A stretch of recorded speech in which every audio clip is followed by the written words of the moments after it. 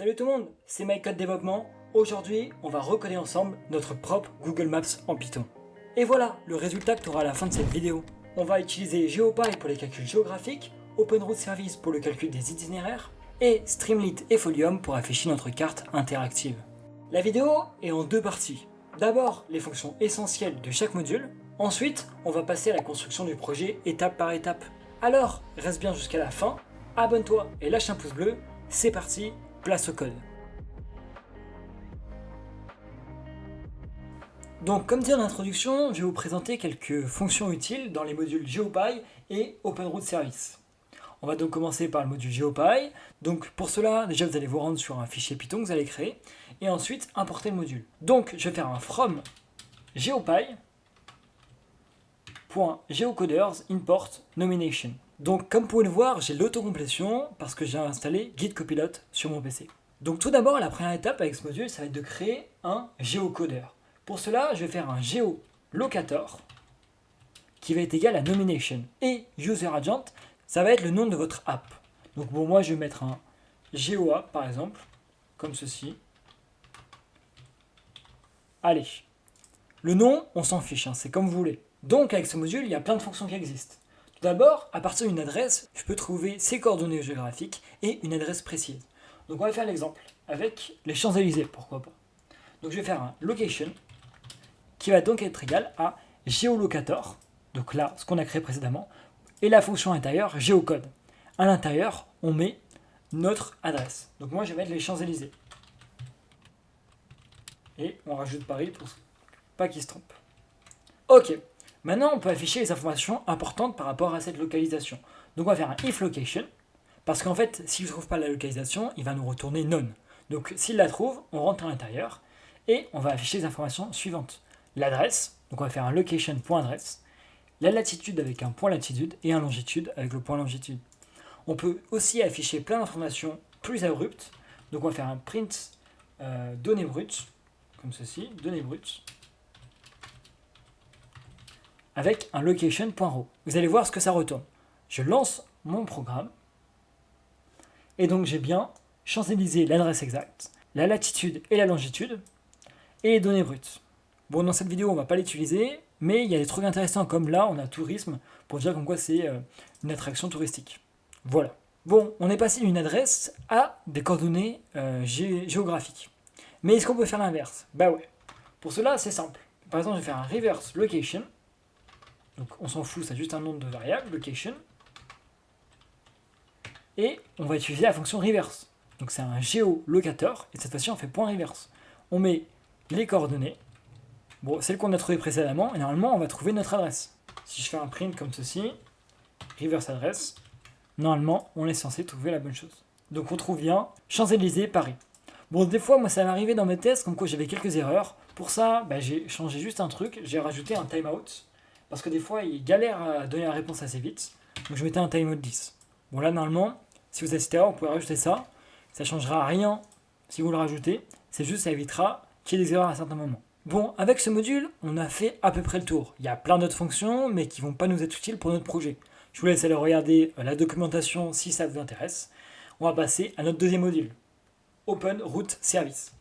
Donc, on va faire un import OpenRoute Service. Bon, vous pouvez voir qu'il n'est pas installé sur ma machine. Donc d'abord, je vais l'installer. Donc on fait un pip install OpenRoute Service.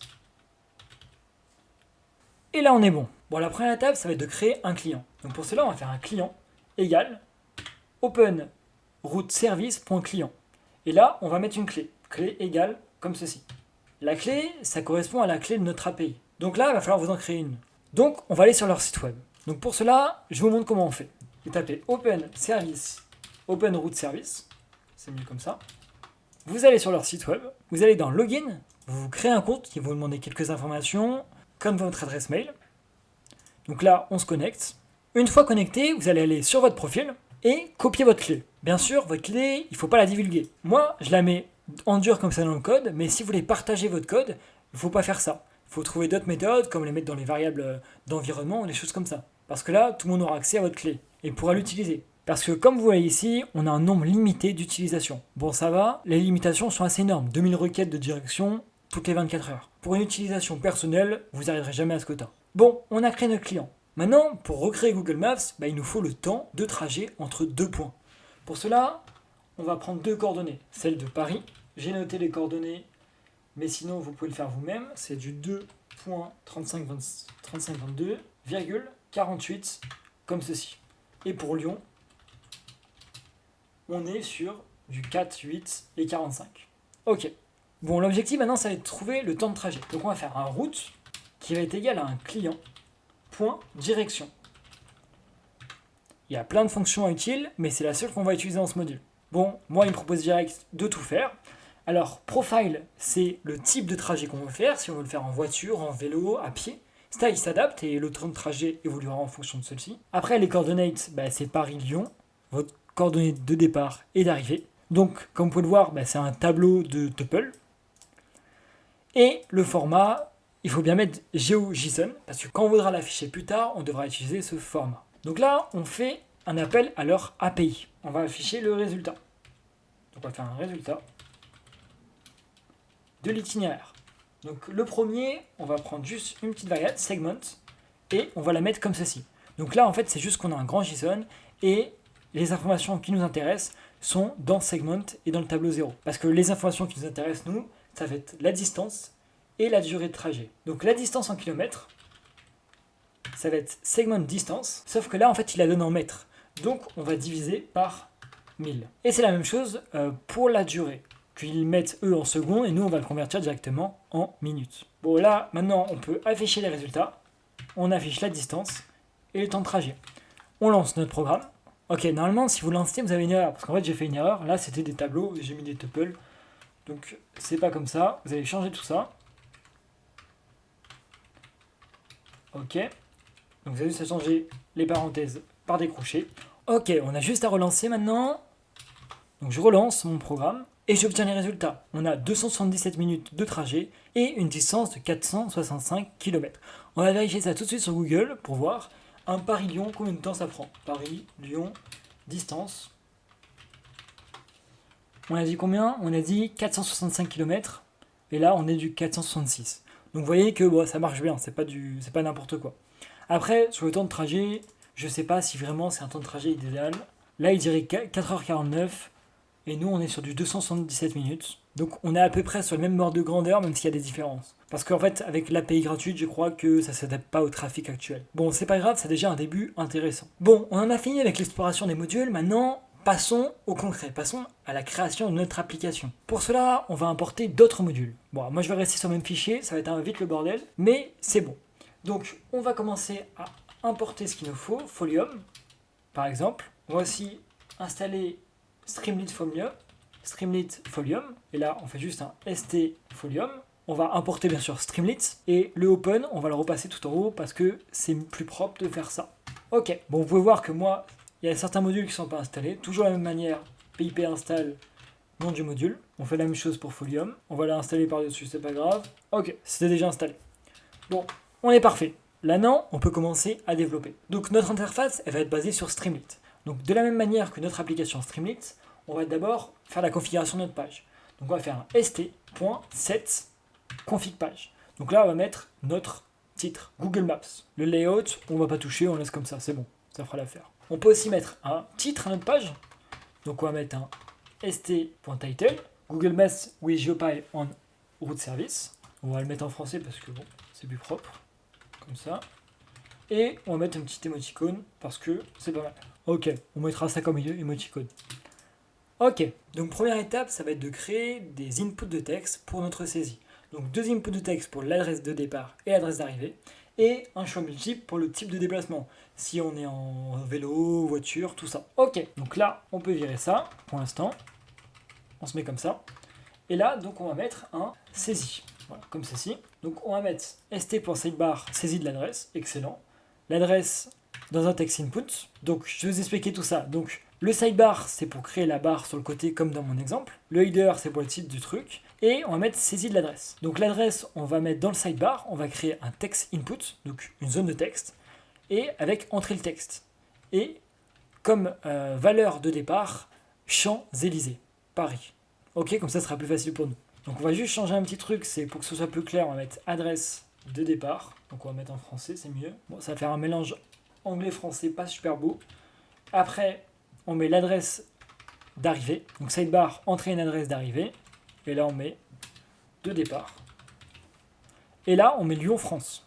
Ok, on est bon. On peut aussi rajouter le mode de déplacement. Donc on va faire un mode qui va être égal à st.sidebar selection box, mode de transport. Donc là, je vais mettre directement les modes de transport. Donc c'est driving car, comme ceci. Donc là, l'écriture, elle est importante. Il faut exactement mettre la même chose que moi.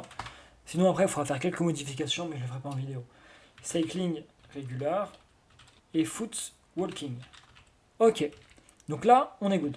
Donc, par exemple, juste pour vous montrer, on peut par exemple commenter tout le texte en dessous. Je vais tout commenter pour éviter que ça lance plusieurs fois les requêtes. Parce qu'en fait, je ne sais pas combien de secondes, mais ça fait que se rafraîchir en fait la page. Donc en fait, à chaque fois que ça va nous renvoyer une requête, et à un moment, on va être bloqué. Donc, on ne va pas faire ça, on va lancer ça comme ça. Pour lancer un Streamlit, il ne faut pas lancer comme d'habitude. Vous allez taper la commande dans votre invite de commande, Streamlit, run, et là le nom de votre fichier. Donc là ça va être main.py pour moi. Et là normalement ça va vous lancer une session localhost sur votre PC. Donc vous voyez, bon ça va afficher tout comme ça, bon c'est pas ce qu'on veut nous, mais ça on le verra plus tard. Déjà vous pouvez voir que sur le côté on a nos indices pour choisir, et on peut aussi choisir notre mode de déplacement. Ok, vous voyez que c'est hyper rapide avec Streamlit, hein. C'est super simple et super pratique. Bon, nouvelle chose qu'il faut qu'on rajoute, c'est un bouton.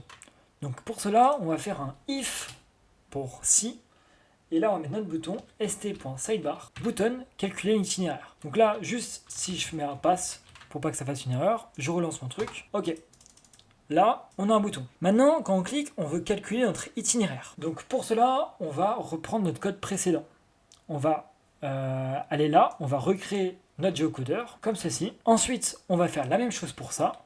On va trouver les coordonnées de nos deux points, le point d'arrivée et le point de départ. Donc là, on met départ. Donc là, départ. Et là, arrivée.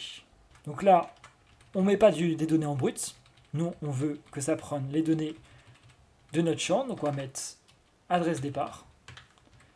Et là, adresse arrivée.